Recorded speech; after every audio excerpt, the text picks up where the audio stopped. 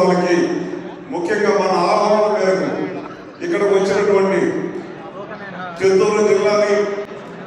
రాజకీయంగా శాసించి ఎంపీగా ఎమ్మెల్యేగా పనిచేసినటువంటి రామకృష్ణారెడ్డి గారి తనయుడు ప్రతి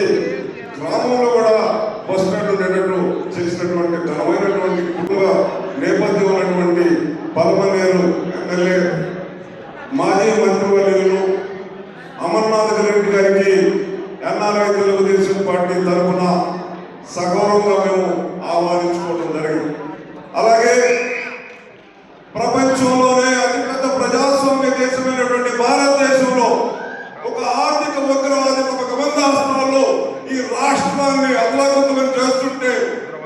వాళ్ళకి యువతకు అండగా నిలబడాలని చెప్పి యువగణాన్ని ముందుకు తీసుకొచ్చినటువంటి లోకేష్ గారి యువగణానికి అడుగడుగున అడ్డంకులు సృష్టించిన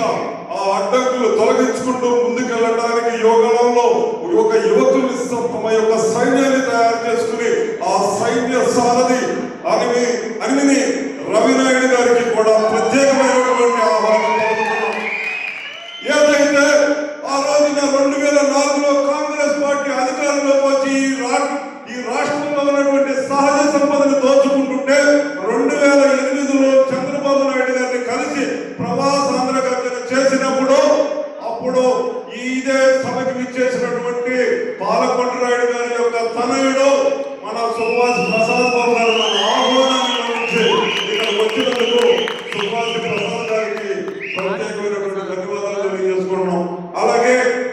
మహేష్ నాయుడు గారు కానీ రమేష్ నాయుడు గారు కానీ తమ యొక్క చప్పటి సోదరులు ఏ రకంగా ముఖ్యంగా సుండుపల్లి ప్రాంతంలో వారి యొక్క రాజకీయ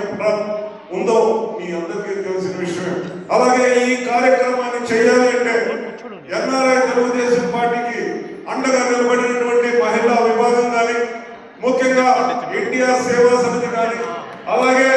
సుఖవాసి ప్రసాద్ గారి సుఖవాసి యువసేన పేరుతో చేస్తున్నటువంటి వారికి కానీ అలాగే ఏపీ టీడీపీ యూత్ కానీ మైనారిటీ వీళ్ళందరికీ కూడా ముఖ్యంగా మైనారిటీ బీసీ వర్గాలు వీళ్ళందరికీ కూడా ఎన్ఆర్ఐ తెలుగుదేశం పార్టీ తరఫున